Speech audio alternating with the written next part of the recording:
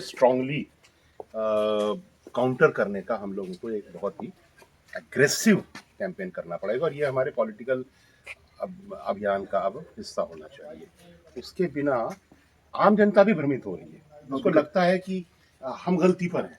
वो अपनी बात को जिस तरह से मजबूती से कह पा रहे हैं, सारे इंस्टीट्यूशन को कब्जे में लेकर के जनता तक उनकी बात बड़ी आसानी से पहुंच जाती है। हाँ, हमारी बात जो सच है, हम सच को भी उसको ऊपर ले जाने में हमारे पास उतने इंस्टीट्यूशन नहीं है, हमारे वो मीडिया नहीं है या ताकत नहीं है जो सच बात को जी, जिसे पूरे नक्सलाइट मूवमेंट को इन्होंने आतंकवाद घोषित कर दिया। जबकि नक्सलवाद जो है वो दमन के खिलाफ, शोषण के खिलाफ एक बहुत शानदार किसान बड़ा आंदोलन था।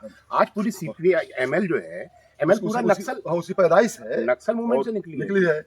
और इसलिए हमारे सांसद ने भी स्पष्ट कहा, सुनाम प्रसाद जी ने, कि जब कहते हैं भाई नक्सलवादी हूँ तो नक्सलवादी हूँ, क्योंकि हमारी पार्टी जो माले है, भारतीय कम्युनिस्ट पार्टी माले या जितने भी विंग हैं उनके और भी लोग हैं, विनोद और सब लोग, तो वो जो है वो तो 1969 में 67 के बाद 1969 में स्थापना हुई जी, तो से जो माले की स्थापना हुई जी, तो माले तो चुनाव लड़ती है। हाँ। और अभी हम लोग बात कर रहे थे ये बात को कि जब देश का गृह मंत्री कम्युनिस्ट पार्टी का हो जाता है, हाँ, मतलब ये कह रहे हैं लाल सलाम वाले सारे, और जो है फिर जो है वो देश का जो लोकसभा अध्यक्ष जो है सोमनाथ चटर्जी, जिनके समर्थन में लोग खड़े हो जाते हैं। हाँ। अब देखिए, जब इस्तीफा देने की बात आती है कि आप इस्तीफा दे दीजिए, तो लोग खड़े रहते हैं समर्थन में उनके।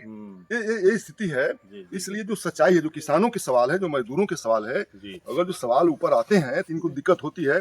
और मैं स्पष्ट बात कहना चाहता हूँ कि 2014 के बाद भारत में कंपनी राज की स्थापना हुई है पुनः। क्योंकि 1958 में जो 1957 के 1857 का जो विद्रोह था या क्रांति थी, उस क्रांति के बाद 1859 में 58 में सत्ता का ट्रांसफॉर्मेशन हुआ था। मतलब भारत में क्राउन का राज 1858 में आया। उसके पहले कंपनी राज था। और फिर देखिए कि उसके बाद जो 1947 में सत्ता का ट्रांसफॉर्मेशन होता है कि भारत में डेमोक्रेटिक सिस्टम आता है, और 1950 में एक डेमोक्रेटिक सिस्टम लागू हो जाता है और संविधान हमारा डेमोक्रेटिक हो जाता है।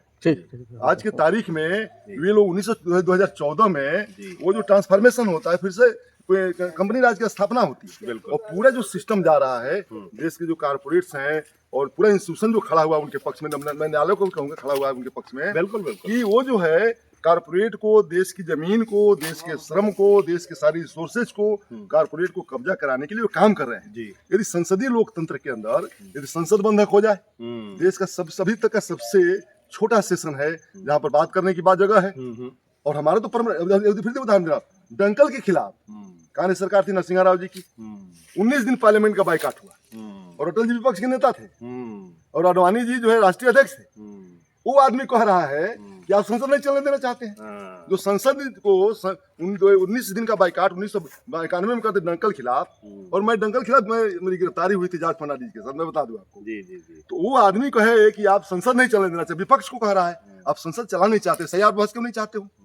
सर बहस होनी चाहिए, बिल्कुल, क्योंकि ये गैर संवैधानिक है कि चुनाव आयोग को SIR कराने का अधिकार ही नहीं है। वो जो है आप नागरिकता की जांच करिए। आर्टिकल 14 का हनन कर रहे हैं आप जो है आर्टिकल 19 का हनन कर रहे हैं, आर्टिकल 24 से 324 का हनन कर रहे हैं, आर्टिकल 325, 26, 27 का हनन कर रहे हैं। ये तमाम जो संवैधानिक गैर संवैधानिक काम कर रहे हैं, हमने लागू कर दिया तुरंत ही। इस बात को ये समझना जरूरी है।